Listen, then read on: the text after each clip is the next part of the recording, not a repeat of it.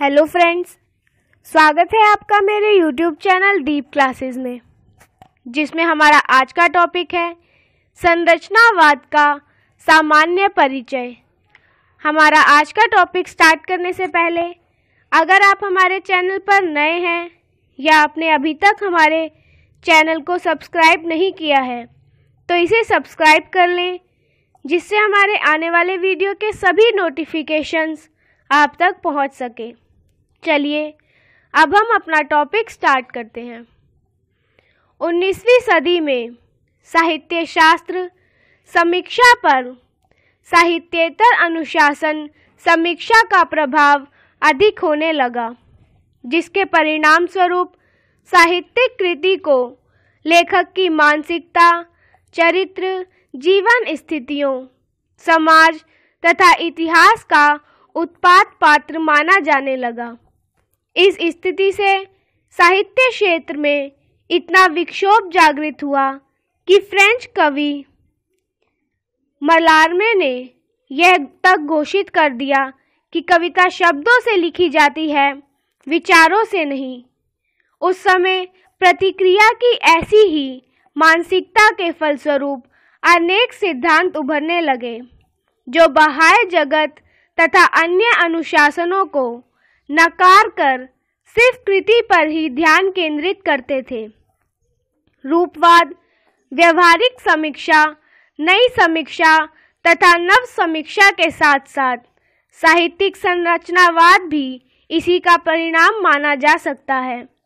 सामान्य अर्थ में संरचना किसी भी वस्तु या घटना के विभिन्न घटकों के अलग अलग बिखरे रूप का नाम नहीं, बल्कि उनके समग्र सुसंगठित रूप का नाम है। यह नियमों की एक सुसंबद्ध व्यवस्था है, जो अध्ययन विषय के विभिन्न घटकों को परस्पर संबंध करके देखती है। इसमें उस समग्र संघटना को आधार रूप में लेकर उसके विभिन्न घटनों के क्रम, विन्यास, पारस्परिक संबंधों तथा समग्र संघटना की रचना में उनकी भूमिका का अध्ययन किया जाता है। भाषा, वाक्य, साहित्य विधा या समग्र विधा, परिवार, समाज, मानव जाति, विशिष्ट संस्थाएं, विशिष्ट ज्ञान विज्ञान, फैशन आदि सभी की अपनी एक संरचना होती है। संगठन की एक पद्धति होती है, जिसके अध्ययन विश्लेषण के माध्यम से उन्हें एक और उनकी क्रिया के नियमों को समझा जा सकता है। स्पष्ट है कि संरचनावाद कोई आंदोलन या अनुशासन नहीं, बल्कि एक अन्वेषण पद्धति है। यह किसी क्षेत्र विशेष से संबंध सामग्री को देखने और उसकी तर्क संगत व्याख्या प्रस्तुत करने का एक नजरिया है। सन 1960 के आसपास पेरिस में संरचनावाद पर आधारित नव समीक्षा आंदोलन उभरा, जिसके पीछे विभिन्न अनुशासनों से जुड़ी लेवी, स्ट्रास, अल्थुसर आदि विद्वानों का योगदान था।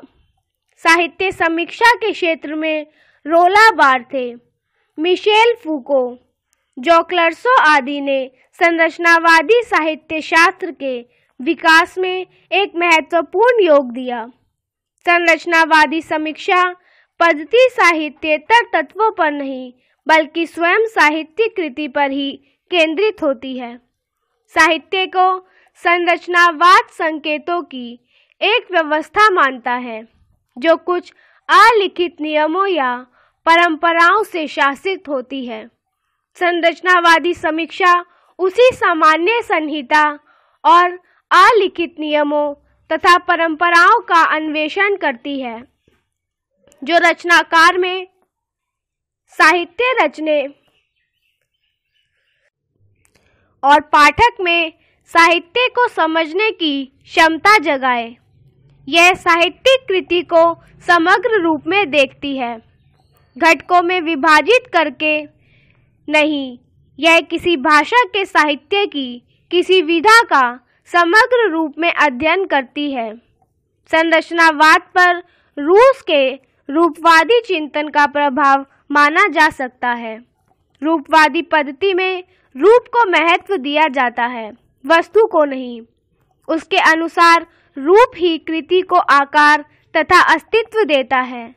वह भाषा, बिंब, योजना, छंद, अर्थ, कथानक, रूढ़ियों आदि में निहित होता है, जबकि संरचनावाद में उसका समग्रता की अवधारणा के अनुरूप ही रूप को वस्तु से भिन्न नहीं माना जाता, क्योंकि वस्तु ही रूप के माध्यम से व्यक्त होती है।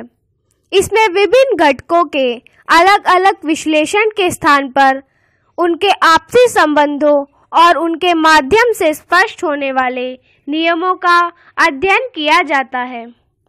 संरचनावाद पर बार्थ तथा फूको के अतिरिक्त विभिन्न विज्ञानों और विचारधाराओं से संबद्ध अन्य विद्वानों का भी प्रभाव पड़ा।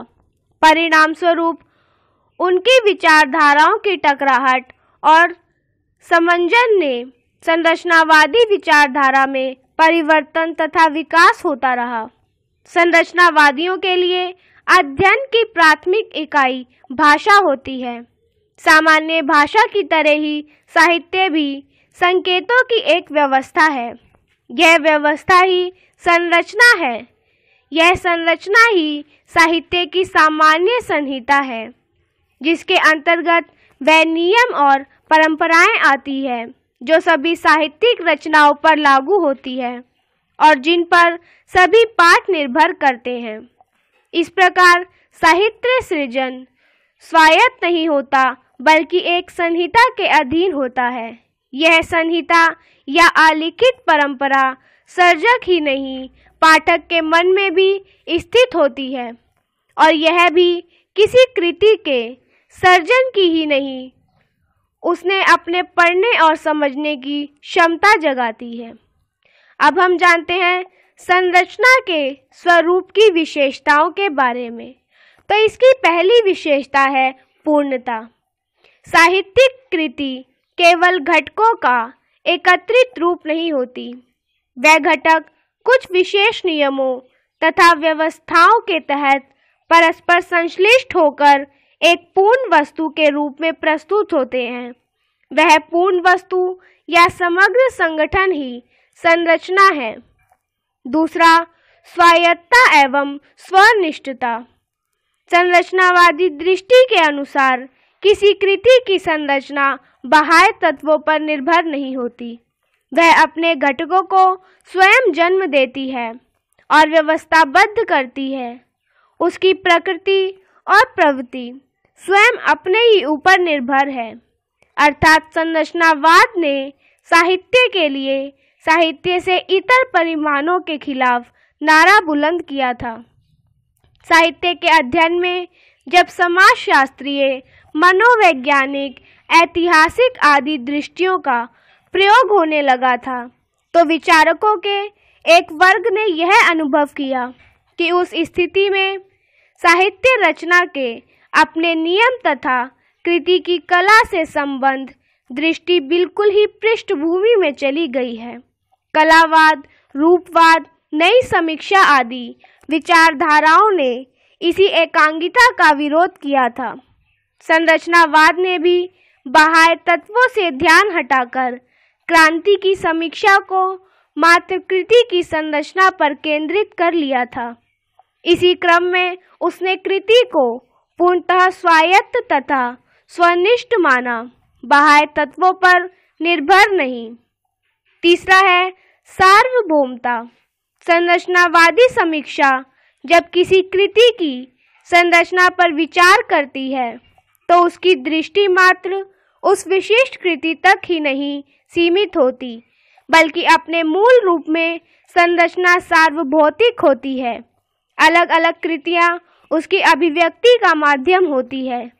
इस प्रकार संरचनावादी समीक्षा केवल आलोच्य कृति के समग्र अध्ययन तक सीमित न रहकर कृतिकार की समस्त रचनाओं की ओर बढ़ती है और क्रमशः उस विधा के, उस युग के और फिर विभिन्न कालों के संपूर्ण साहित्य के अध्ययन को समेटकर उन सार्वभौम नियमों का संधान करने की चेष्टा करती है जो समस्त साहित्यिक कृतियों की संरचना को शासित करते हैं। ये वह मूल तत्व होते हैं जो तमाम वैविध्य के बावजूद विभिन्न साहित्यिक रचनाओं के रूप में पाए जाते हैं और साहित्य को भाषा की अन्य प्रयुक्तियों के अन्य करके दिखलाते हैं। चौथा है गतिशीलता। संरचना को अनुशासित करने वाले नियम जड़ और अपरिवर्तनशील नहीं होते। उनका निरंतर विकास होता रहता है और समय, स्थिति तथा आवश्यकता अनुसार उनमें परिवर्तन आता रहता है।